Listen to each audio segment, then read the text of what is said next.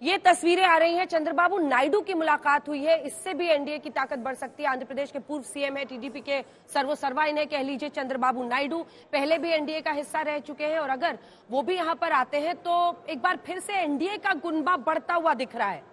देखिए, बीजेपी की सबसे बड़ी लड़ाई क्या थी एक वक्त पर कि तमाम पार्टियां अनटचेबल मानती थी बीजेपी को, लेकिन अब अगर एनडीए का कुछ इन आंकड़ों में राज छिपा है इसको समझिए, क्योंकि वाईएसआरसीपी जब आप जगन रेड्डी की पार्टी देखते हैं तो आंध्र प्रदेश में कुल सीटें 8, जिसमें 8 पर वो आ रहे हैं, 14 सीटों का नुकसान दिख रहा है और वहीं 14 का फायदा सीधा चंद्रबाबू नायडू की पार्टी टीडीपी को होता हुआ दिखाई दे रहा है।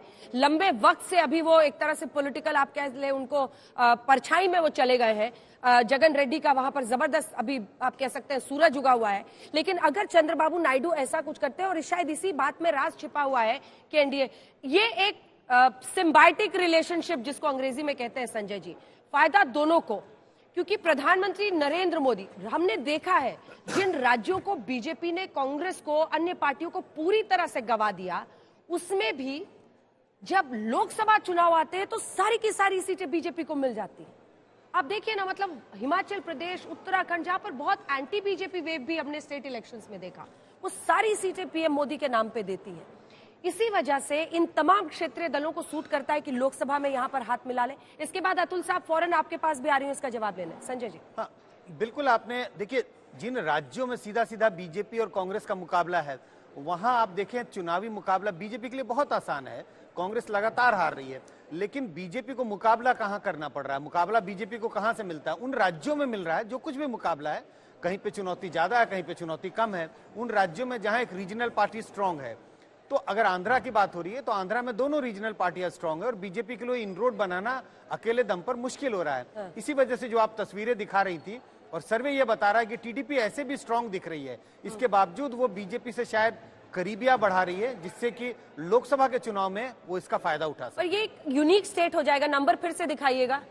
मैं इसलिए कह रही हूं कि अगर खुलकर चंद्रबाबू नायडू एनडीए में आ जाते हैं तो ये 17, जो कि अभी आप समझ रहे हैं अनुमान है, ये सर्वे के रिजल्ट्स है, लेकिन वो 8 भी बहुत सॉफ्ट है। जगन रेड्डी खुद भी प्रधानमंत्री नरेंद्र मोदी को लेकर बहुत सॉफ्ट चले हैं, तो कह सकते हैं कि 25 के 25 एनडीए की तरफ रहेगा। हाँ, वैसे तो आप गिनती कर सकते हैं कि शायद 25 का 25 रहेगा, लेकिन मुझे लग रहा है टीडीपी ने नजदीकियां बीजेपी से बढ़ाने की कोशिश इसी के लिए की है, क्योंकि वाईएसआरसीपी भी चाहते हैं कि शायद बीजेपी के साथ गठबंधन हो जाए।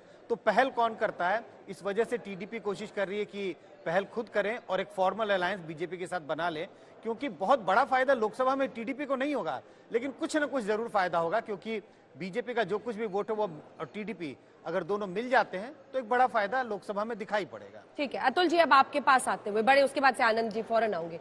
अतुल जी, देखिए, बड़ा प्रश्न ये है कि आज आप लोग लाख चादर या कालीन सब कुछ उस पर डाल दें, लेकिन कतरन नीचे से झांकता हुआ दिखाई देता है, और इसकी वजह यह है कि आप ही लोगों ने इंडिया गठबंधन की शुरुआत इस बात के साथ की थी कि हम बीजेपी के खिलाफ एक यूनाइटेड कैंडिडेट पेश करेंगे और फिर वोट परसेंटेज देखते हुए आप लोगों के चांसेस बहुत बढ़ जाते, लेकिन ऐसा हुआ नहीं।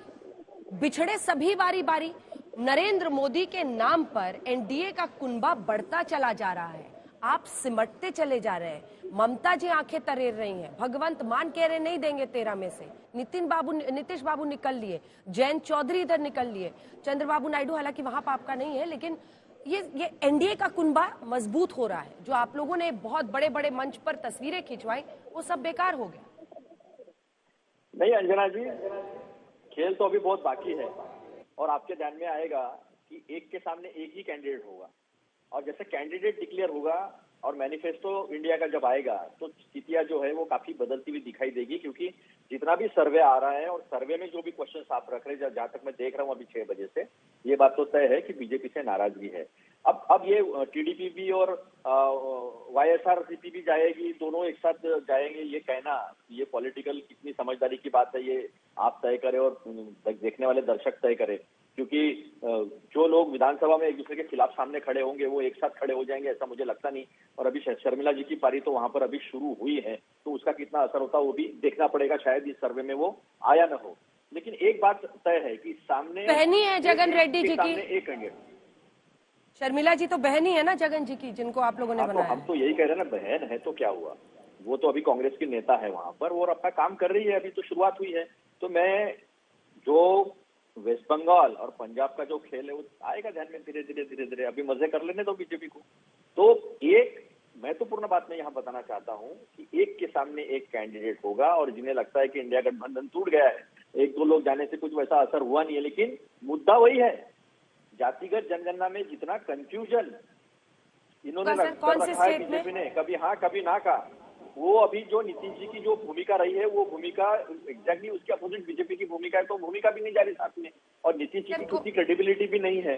तो ये दो चार बातें जो है अंजना जी, ये बीजेपी के फेवर में भी नहीं है, बीजेपी के खिलाफ जाती है। कौन से स्टेट में? यूपी में तो हो ही नहीं सकता, क्योंकि मायावती जी तो अपना कैंडिडेट खड़ा करेंगी ही करेंगी। ऐसा है कि मायावती जी जो आए न आए उनको लेकर हमने कभी बात ही नहीं की थी, लेकिन बहुत हद तक ऐसा नहीं है कि जनता के ध्यान में आ नहीं रहा है कि मायावती जी को मतदान करना यानी डिवीजन कर बीजेपी को जिताना है, उसकी खिलाफ वाली विचारधारा को जिताना है, ये भी उनके वोटर को समझ में आया है ना। ये 2014 के बाद बहुत सारे चुनावों में मतदान खराब हुआ है, यही बात जो है वो, और जो वोट कटवा लोग है वो वोट कटवा लोगों को पता चली है। हालांकि महाराष्ट्र के आंकड़े दिखा दीजिए एक बार, ठीक है? मैं आ रही हूँ, एक सेकंड आ रही हूँ। महाराष्ट्र के आंकड़ा पर शहजाद जी इस पर जवाब दीजिएगा। मुझे फौरन मैसेज आया नवनीत राणा जी का, वो कह रही है ये जो आपने अन्य को एकदम ही गायब कर दिया है, मैं तो वहां इंडिपेंडेंट जीतती हूँ, और वो बता भी रही है कि देखिए मेरी तो अपनी पार्टी है, मेरी अपनी पार्टी है, आपने हम लोगों को अन्य को, वाईएसपी उनकी पार्टी है, हमें अन्य को शून्य कैसे दे दिया है, मैं तो अपनी सीट जरूर अच्छा, हैरानी की बात अंजना जी ये है कि आज ही के दिन इन्हीं के बाबा सिद्दीकी छोड़कर आज अजीत पवार जी के साथ शामिल हो चुके हैं। अब बताइए इतना इनको कहां से कॉन्फिडेंस आता है, और कॉन्फिडेंस इतना है, सुन लीजिए पूरी बात। तो मुझे लगता है कि राहुल जी को न्याय यात्रा बंद करके इंडी जोड़ो यात्रा निकालनी चाहिए। पहले यात्रा शुरू होने से पहले मायावती जी गायब, उसके बाद आपने देखा ममता जी गायब, उसके बाद देखा मिलिंद जी गायब, उसके बाद देखा आम आदमी पार्टी पंजाब से गायब, फिर बिहार से नीतीश जी गायब, अब पता नहीं उत्तर प्रदेश से कौन कौन गायब हो जाएगा। जनता भी गायब हो रही है, जनता भी इनको कोई प्रतिसाद नहीं दे रही है। और यदि इतना कॉन्फिडेंस है तो लोंडे पाटिल जी, तो जानी दुश्मन के साथ काहे बोल रहे हो गठबंधन करने के लिए? आपकी जानी दुश्मन जिनको कहते हैं अधीर रंजन चौधरी, वो कह रही हैं आपसे बंगाल में कि पूरे देश में 40 सीटें नहीं आने वाली आपकी। ये हमारा स्टेटमेंट नहीं है, हमारे लिए तो खड़गे जी कह रहे 400 पार, आपकी साथी ममता दीदी कह रही है कि इस बार कांग्रेस को 40 नहीं मिलेगी। तो ये आप देख लीजिए, मैं इसलिए होता है चैलेंज कर रही है जब हम कह रहे हैं कि 150 पार, तो हमारी बात नहीं मानेंगे। हम भी एक पार्टनर हैं, ममता दीदी भी एक पार्टनर हैं, वो कह रही हैं कि 40 कैसे आएंगे, तो बड़ा प्रभावशाली वक्तव्य मान रहे हैं। हम 150 पार, हम कांग्रेस को 150 पार, कांग्रेस को 150 पार कह रहे हैं, क्या कम है? नहीं, कांग्रेस को 150 पार अकेले के लिए कह रहे हैं। बताइए नहीं, एक मिनट, कांग्रेस पार्टी को 150 अकेले कह रहे हैं, तो हम क्या गलत कह रहे हैं? और अंजना जी एक मिनट, हालांकि देखिए ममता दी का अगर हमारा सर्वे ये देखें तो 22 के जस की तस वो बनी हुई दिखाई दे रही है सर्वे के मुताबिक। बीजेपी की एक सीट बढ़ रही है पश्चिम बंगाल। जेडीयू के प्रवक्ता जी ने भी कहा, जेडीयू के प्रवक्ता जी ने कहा कि इंडिया गठबंधन कमजोर हो रहा है। अरे भाई आप बताइए, नीतीश बाबू के अलावा एक पार्टी का नाम बता दीजिए जो इंडिया गठबंधन से बाहर गया हो। आप नहीं बता सकते। अफवाहों पर राजनीति नहीं चलती, कल्पना पर राजनीति नहीं चलती, राजनीति चलती है सच्चाई पर। और सच्चाई यह है कि इंडिया गठबंधन से केवल एक पार्टी निकली है, जेडीयू, बाकी सभी पार्टी साथ में है और आपको हराने के लिए उतने काफी हैं। दो चार बढ़ेंगे,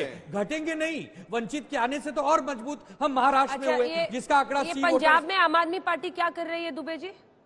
मैं वही कह रहा हूं कि नाराजगी अलग होती है, कह रहा हूं? नाराजगी अलग होती है, और तो हमसे दूर होके जाना अलग बात है। ठीक है, हमारा परिवार है, हमारा कुटुंब बड़ा है। उद्धव ठाकरे जी वंदे भारत में आजकल चलकर खूब फोटो आजकल सोशल मीडिया पर डाल रहे हैं। क्यों न क्या माजरा है? कहीं चुनाव आते नहीं, क्यों न चले? वंदे भारत देशवासियों के लिए है, हम भी देश में रहते हैं, देश के नागरिक है, तो वंदे भारत से हम चल रहे हैं। अब बताइए, वंदे भारत से जाएं तो भी आपत्ति, हम बस में जाएं तो भी आपत्ति। हम तो पूछ रहे थे, हम तो खुश हैं। हमारा काम है सवाल खड़ा करना। हम तो दुबे जी आप तो ऐसे ही मुस्कुराते रहते हैं, खुश है, इतना गुस्सा ये मत देखिए, बहुत तापमान अगल बगल बढ़ा रहता है। खुशी का गुस्सा है। लेकिन एक बार पंजाब से पहले एक बार जरा पश्चिम बंगाल में दिखाना चाहती हूँ। पश्चिम बंगाल में देखिए, अगर यही नतीजे रहते हैं तो फिर ममता दी के लिए ये झटके से कम नहीं है, क्योंकि उनकी खुद की सीट्स नहीं बढ़ रही हैं। हालांकि वो अपनी सीटें 22 बरकरार रख रही हैं 2019 की, लेकिन 19 सीटें, एक सीट की बढ़त बीजेपी को ही वहां पर हो रही है। यानी क्या बीजेपी अपने आप को वहां पर अब एस्टैब्लिश करने में कामयाब हो रही है? पंजाब पे जल्दी से बोल लीजिए, फिर आ रही हूं। देखिए, मुझे लगता है कि राजनीति में कभी कभी ये भी समझना चाहिए कि वहां एक रणनीति भी काम करती है। पंजाब के अंदर आम आदमी पार्टी और कांग्रेस पार्टी कभी एक साथ चुनाव नहीं लड़ सकते, और ये अंदरूनी समझ है एक तरीके की कि वहां पर एक तो जो पिछले 2017 से अगर आप देखिए कि कांग्रेस पार्टी सत्ता में थी या विपक्ष में थे, आज ये सत्ता में वो विपक्ष में है। अगर दोनों एक साथ आ जाएंगे तो फिर वहां पे इनवाइट करेंगे कि अकाली दल और भारतीय जनता तो ये पार्टी गठबंधन फिर मिलके लड़ेगा कहां पे? ये गठबंधन दिल्ली में लड़ेगा, ये गठबंधन गुजरात में लड़ेगा, ये गठबंधन गोवा में लड़ेगा, लेकिन पंजाब के अंदर दोनों स्ट्रेटजी के साथ साथ लड़ेंगे, फ्रेंडली फाइट्स होगी और स्वीप करेंगे वहां। शहजाद, देखिए, कई ऐसे राज्य हैं जहां पर कांग्रेस बीजेपी की वन ऑन वन फाइट है। मध्य प्रदेश, राजस्थान, वहां पर तो क्या हो रहा है आपके सर्वे ने बता दिया। जहां पर आवश्यकता है, कहीं पर तो बने हुए हैं, जैसे झारखंड, तमिलनाडु, वहां पर तो बने हुए गठबंधन है। बिहार में बना हुआ था, अब वो डिस्टेबलाइज हो गया, अब वो गठबंधन नहीं बचा। अब मैं कह रहा हूं कि जहां पर इनको गठबंधन की आवश्यकता है, जैसे कि पंजाब, जैसे कि पश्चिम बंगाल, जैसे कि महाराष्ट्र, वहां पर तो एक दूसरे के प्रति किस प्रकार के भाव प्रकट हो रहे हैं। देख लीजिए एक बार उत्तर प्रदेश में भी देख लीजिए। वहां पर अखिलेश जी कह रहे हैं कि मैंने इतनी सीटें दे दी है, लेना है तो लो। वो सीटें मांगते 20, उसमें पता चलता है कि एक जो कैंडिडेट जिंदा नहीं है उनके लिए भी सीट कांग्रेस पार्टी मांग रही है 20 सीटों में। तो इस प्रकार का तो ये गठबंधन है, इसलिए है क्योंकि इनके पास मिशन विशन नहीं है, केवल ये कंफ्यूजन, कमीशन और करप्शन का गठबंधन है। इसलिए आप देखिए, झारखंड से लेकर दिल्ली तक, और ये कह रहे दिल्ली में आपने दिखाया है अभी कुछ देर पहले, दिल्ली में दोनों मिल गए तब भी हमारे 57% वोट है, और सातों की सातों सीट हम जीत रहे हैं दिल्ली में। बताइए, तो सात मिलने के बाद भी क्या मिल रहा है? चलिए जल्दी से, एक बार एक खबर आ रही है, उससे पहले संजय जी एक बात बताना चाह रहे हैं, उसके बाद पंजाब के बारे में बहुत चर्चा हो रही है कि क्या हो रहा है आम आदमी पार्टी और कांग्रेस के बीच में। देखिए, कभी भी गठबंधन नंबर 1 और नंबर 2 पार्टी के बीच में नहीं होता है। शायद हम बहुत ज्यादा उस पर चर्चा करते हैं कि दोनों में झगड़े हो रहे हैं। ऐसा किसी भी राज्य में जब होगा, नंबर 1 और नंबर 2 में गठबंधन होना असंभव है। शायद एक्सपेक्टेशन ज्यादा हो रही है कि दोनों एक तरह से अलायंस कर ले। ऐसा ही कुछ बिहार में भी है, जहां पर आप देखते हैं 1 का 3 के साथ, 2 का 3 के साथ, सारा कॉम्बिनेशन 3 के साथ बनता है नीतीश बाबू के साथ। लेकिन देखिए, ये खबर तात्पर्य आप नहीं समझी। आप तात्पर्य समझिए। संजय जी क्या कह रहे हैं? संजय जी कह रहे हैं कि जिन राज्यों में Bhajpa established leader of opposition नहीं है, वहां पर भी 1 और 2 जो है एक साथ लड़के हमें ही हराने की कोशिश कर रहे हैं। मतलब भाजपा आज सेंट्रल पोल बन चुकी है भारतीय राजनीति की, ये उन्होंने बोला है, ये उन्होंने साबित किया। चलिए ठीक।